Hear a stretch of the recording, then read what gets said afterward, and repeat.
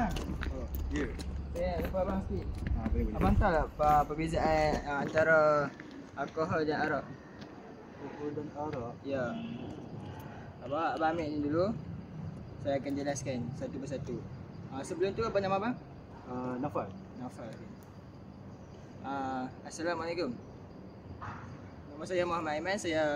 Pertama sekali kita akan mengetahui apa itu arak dan alkohol.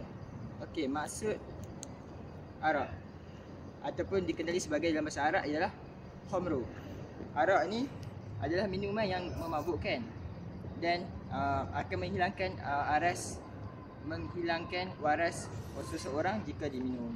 Manakala alkohol pula adalah sebahagian kimia yang diperbuat daripada etanol melalui perubatan, industri makanan dan boleh juga dibuat sebagai arak lah.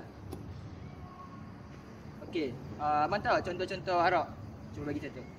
Contoh arak yang saya tahu macam wine. Itu je. Mesti tak dapat bezakan lagi kan?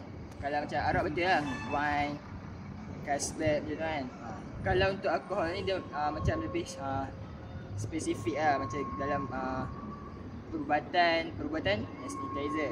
Kalau untuk kehidupan seharian kita macam minyak wangi lah, ada alkohol dalam tu kan. Okey, proses pembuatan dia arak ni, proses pembuatan dia fermentasi gula. Dibuat berdasarkan fermentasi gula daripada diambil oleh buah-buahan semacam anggur, barley, kurma, apa semua tu kan. Kalau untuk alkohol ni dia berbeza. Dia fermentasi gula juga tapi dia diawetkan lah untuk dalam bidang-bidang tertentu. So untuk mengukuhkan lagi sebab apa alkohol dan arak ni tak boleh diambil, fatwa negeri Brunei mengatakan arak ni adalah haram. Bagi mengukuhkan lagi, fatwa negeri Brunei ni mengatakan arak ni adalah haram jika diminum. Dan dia boleh membuat daripada produk plastik jugalah. Lepas tu lagi satu boleh dibawa solat macam minyak wangi, kehidupan seharian kita, sanitizer. Kalau fatwa lain pula, fatwa kebangsaan kita mengatakan semua arak mempunyai alkohol, tapi tak semestinya semua alkohol mempunyai arak. Contohnya macam ni lah yang kita sebutkan tadi. Seperti mana implikasi hukum arak mengatakan arak ni sejelas-jelasnya adalah haram. Seperti ayat Quran dan hadis telah mengatakan. Contohnya ayat Quran surah Al-Maidah ayat 90. Ya ayyuhallazina amanu innamal khamru wal mais wal asna wal azlam rijsun min alamin syaitan fajtanibu la'allakum tuflihun. Wahai orang beriman, sesiapa yang mengambil arak, menjudi, menyembah berhala adalah perkara-perkara yang keji. Sesungguhnya siapa yang tidak mengambil adalah orang-orang yang berjaya. Fatwa hukum alkohol pula adalah sama juga seperti arak, haram dan akan dikenakan hukuman hudud iaitu 40 hingga 80 sebatan mengikut ketetapan yang diminum lah. Okey, itu sahaja daripada saya perbezaan di antara alkohol dan arak.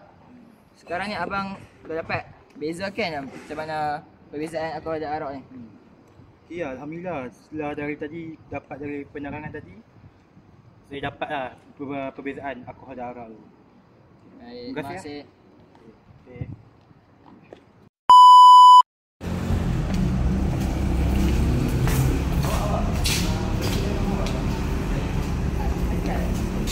Awak tahu tak apa perbezaan antara arak dan alkohol? Boleh saya ceritakan ke awak waktu saya terangkan apa itu perbezaan arak dan alkohol? Boleh? Ambil satu persen ini. First, cara menggunakan sini. Arak ni dari segi bahasa Arab adalah komplain. Komplain iaitu memabuk ataupun memudarat. Kita menghilangkan kewarasan akal seseorang itu bila dia minum tanpa menggunakan cara buatan dan cara buatan. Contohnya macam arak ni dibuat oleh peperapan anggur yang lama apabila kita minum menghilangkan kepala dan menghilangkan kewarasan seseorang itu apabila dia minum air itu. alkohol bila alkohol adalah sebagai kimia yang dipanggil sebagai etanol yang tak haram dengan digunakan dalam pelbagai bidang, contoh macam pembersihan, atau makanan. Contoh dalam kehidupan dan kita ni, contoh macam sanitizer kalau kita guna tu tak haram digunakan, dan tak semua alkohol itu adalah haram dan tak semua alkohol itu adalah haram. Okey, kalau kita nak membuktikan apa lagi berdasarkan kenyataan yang pengertian di atas, itu kita tengok dalam segi hukum fatwa. Contoh kita ambil dalam fatwa kerajaan Brunei, menyatakan bahawa alkohol sintetik ini adalah haram diminum kerana dia merupakan sebagai racun. Tetapi dalam penggunaan itu dalam produk seperti macam minyak wangi, sanitizer adalah halus kerana sebab dia najis. Sanitizer dan minyak wangi bukan najis kerana dan dia sah juga untuk kita solat. Lepas tu kalau dalam negara kita, fatwa kerajaan Malaysia menyatakan bahawa setiap minuman arak pasti ada alkohol, dan setiap alkohol itu tak. Bagi kita nak mengukuhkan pernyataan di atas berdasarkan dengan pengertian arak tadi, kita boleh tengok dari segi hukum fatwa. Fatwa dalam kerajaan Brunei menyatakan bahawa alkohol sintetiknya adalah haram digunakan, dia haram diminum kerana ia mudaratkan seperti racun. Tetapi dari konteks penggunaannya dalam untuk sanitizer atau minyak wangi diharuskan, dan apabila kita memakannya waktu solat dia tidak membatalkan kerana perbuatan dia tidak seperti Arab kerana Arab dari segi perbuatan dia ada sebagai dan dia sebagai najis. Dalam seterusnya dalam fatwa kebangsaan Malaysia menyatakan bahawa setiap minuman Arab mesti dengan alkohol, dan tidak semua alkohol itu berasal daripada Arab. Jika alkohol itu dihasilkan melalui kaedah seperti Arab, ia dianggap sebagai haram dan najis. Namun jika alkohol itu dibuat secara sintetik dimakmal dan untuk minum, maka gunaannya adalah tidak najis. Hukumnya tidak najis dan cuma haram minum juga, sebab itu yang digunakan untuk penggunaan kita macam minyak wangi dan sanitizer. Seterusnya kita bergerak kepada proses penghasilan alkohol arak dan alkohol. Arak itu dihasilkan oleh proses fermentasi gula atau pembuatan alkohol bagi rumah yang diperah lama bertahun pun, dan kita akan minum, menyebabkan seseorang itu akan mabuk. Proses ini menghasilkan etanol, iaitu bahan yang menyebabkan kita mabuk. Itu sebabnya arak ini digunakan sebagai minuman yang diharamkan oleh Islam kerana boleh menghilangkan akal seseorang itu tanpa sedar. Sebab kita minum dia akan ingat apa yang dia akan lakukan. Manakala apabila dihasilkan secara sengaja, ada tiruan dihasilkan secara sengaja seperti tiruan yang dibuat oleh makna yang dipanggil sebagai etanol. Alkohol tiruan ini biasanya digunakan sebagai bahan sanitizer pengantin dalam penggunaan kehidupan sehari-hari. Contoh arak dan alkohol adalah etanol, sanitizer, pada arak karakter dan buat kereman. Itu dari segi implikasi hukum arak dalam Islam sendiri, seseorang apabila seseorang meminum arak secara mutlak, orang yang minum arak tak akan dia akan sebagai melakukan dosa besar dan boleh dikenakan hukuman hidup iaitu 40 hingga 80 batal ikut penetapan hukum itu. Arak itu menyebabkan keburukan berlaku silakan, akan berlaku di perbuatan maksiat sebab dia tak ingin apa yang dia buat akan berlakunya, contoh macam malangan daraja. Sebab bila seseorang minum arak akan berlaku dia sebab dia dapat hidup.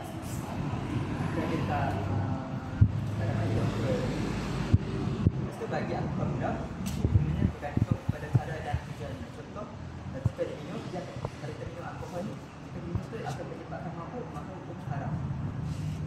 Seperti arak sahaja. Alkohol tu bila kita minum, hukum menjadi haram sebab dia memabukkan, dia membawa persamaan kepada arak. Namun alkohol ni jika digunakan sebagai perubatan, kebersihan dan badan luar, badan minyak wangi adalah harus. Itu je lah. Kamu faham tak sedikit sebanyak daripada apa yang saya cakap tadi? Terima kasih.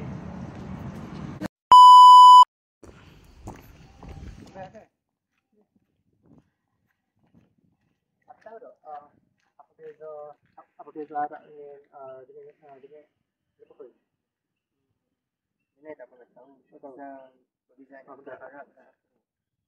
Okey, kalau beza arak ni dia ada untuk beza arak dikontrol, iaitu air yang akan masukkan kita lah sebagian tu.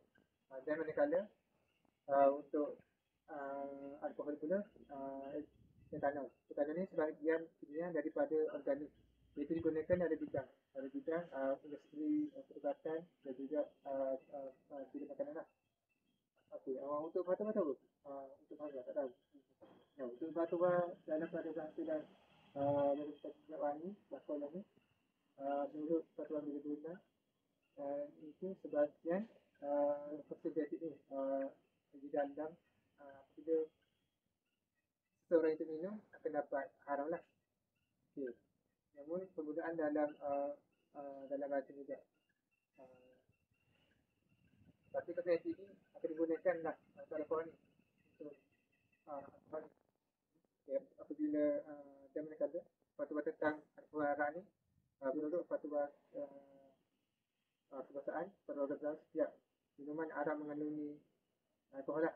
Bukan semua alkohol itu mengandungi arak. Dan apa ini proses pembuatan arak contohnya arak mana bat alkohol ni yang dibuat daripada melalui proses pembuatan arak contohnya tidak haruslah tidak najis tetapi haram diminum. Contoh arak dengan alkohol. Contoh arak ni contoh arak tersebut red wine. Manakala alkohol ni ada etanol, ada hydrogen dan juga dia untuk dia wangi. Okey. Kalau boleh saya pastikan pula wangi alkohol. Okey, arak dihasilkan melalui proses fermentasi bergula. Contohnya anggur, barley, kurma. Okey, faham? Kurma. Dia proses kurma je. Dia hingga menghasilkan etanol dia masukkan kita lah. Okey, manakala alkohol ni dihasilkan secara berjadi iaitu fermentasi atau tiruan sintetik akan dibuat pada makmal bergantung pada orang buat tu lah. Okey, implikasi hukum arak ni apabila seseorang itu minum akan berdosa besar. Dan akan sekali. Jadi dia kalau berdosa besar, titik dia besar. Akan dan orang tu akan dapat 40 hingga 80 dia sebab lah. Dia sebatan.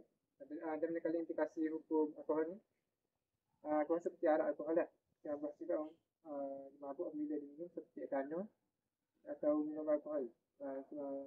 Example beer, wine dan whisky. Dia dihukum haram sama seperti arak. Jika dikorek diminum akan dapat dosa besar juga dan akan dapat sebatan 40 hingga 80 sebatan. Inilah antara dia beza antara alkohol dengan arak. Gimana? Kalau alkohol ni dia boleh guna untuk buat hidangan dia. Dia wangi untuk batuk boleh. Tapi kalau pakai Kalau macam itu perfume tu dia dia boleh solat tu masak. masih sah. Sah. Untuk kita pakai kan lah. Sah. Solat tu dia sah lah. Untuk macam sanitizer tu dia boleh guna lah untuk kuman, untuk apa kuman lah, untuk kuman dalam dalam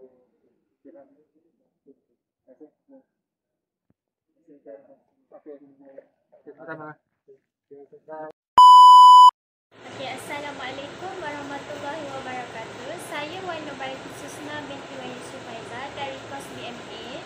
Hari ini saya akan menerangkan sedikit sebanyak tentang perbezaan antara alkohol dan arak. Jadi bersama saya salah seorang daripada student UUF. Nama saya Aidina Suha binti Rosli. Saya kos pengurusan teknologi. Okey, awak dah tahu tak sedikit sebanyak tentang perbezaan alkohol dan arak? Nak? Okey. Dari saya terangkan dari segi definisi dulu ya. Okey, maksud arak ialah minuman yang memabukkan kita serta memudaratkan kita. Manakala dari segi definisi alkohol pula, dia merupakan sebahagian daripada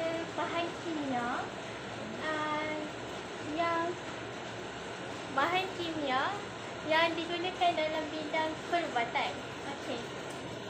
Manakala dari segi fatwa pula berbeza dengan dua jenis ini. Okey. Kalau fatwa mengikut fatwa minyak wangi yang beralkohol ni, dia menjelaskan tentang alkohol yang mengandung minyak wangi yang mengandungi alkohol ni, dia haram sebab kalau diminum ia memudaratkan badan kita. Tapi kalau dari segi penggunaan kosmetik pula ia harus sebab dia bukan najis. Lepas tu kalau kita bawa contohnya kita pakai perfume dalam solat pun ia sah. Okey, manakala kalau fatwa yang mengikut alkohol dan arak pula, dia menerangkan tentang kalau alkohol ni semua arak mengandungi alkohol, tapi tak semua alkohol mengandungi arak. Okey. Lepas tu antara contoh alkohol ialah ethanol dan hand sanitizer. Lepas tu kalau contoh bagi arak pula Carlsberg dengan wine. Okey, lepas tu contoh cara penghasilan dua-dua bahan ni pun berbeza. Okey, kalau proses penghasilan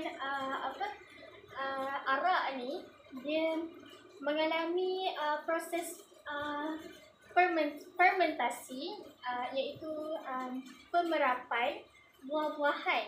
Okey, contohnya buah anggur, buah apple. Lepas tu kalau proses bagi alkohol pula, dia macam mengalami proses secara semula jadi atau tiruan, iaitu sintetik. Okey, tapi bergantung kepada penggunaannya jugalah. Okey.